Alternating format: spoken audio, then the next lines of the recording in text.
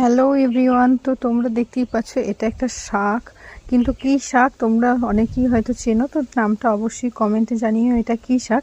তো এই শাকটা আমি কোনোদিন রান্না করিনি, তো আমার উপর দায়িত্ব পড়েছিল যে শাকটা রান্না করতে হবে। তো আমি ভাবছিলাম যে এই শাকটা কীভাবে রান্না করলে খেতে ভালো হবে, কারণ আমি তো জানিই না, কোনোদিন এই শাকটা খাইও নি।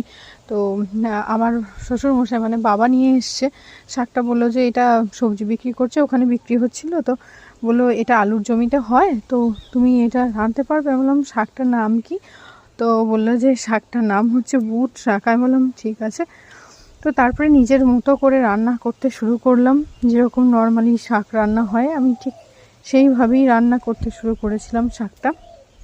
তো তোমরা সবাই কেমন আছো একটু অবশ্যই কমেন্ট করে জানিও। তো শাকটা সিদ্ধ হয়ে গিয়েছিল, তারপর ভাবলাম শাকটাকে একটু ভালো টেস্টি করতে হবে, তো তার জন্য কি করা যায়, তাই আমি একটু বড়ি আর বাদাম ভেজে নিয়েছিলাম এবং শাকটা নামিয়ে আমি ওই বড়িটা আর বাদাম ভাজাটাকে একটু ভেঙে নিয়েছিলাম ভালো করে, একটু ভালো করে সাজিয়ে নিলাম, ডেকোরেট করে নিলাম।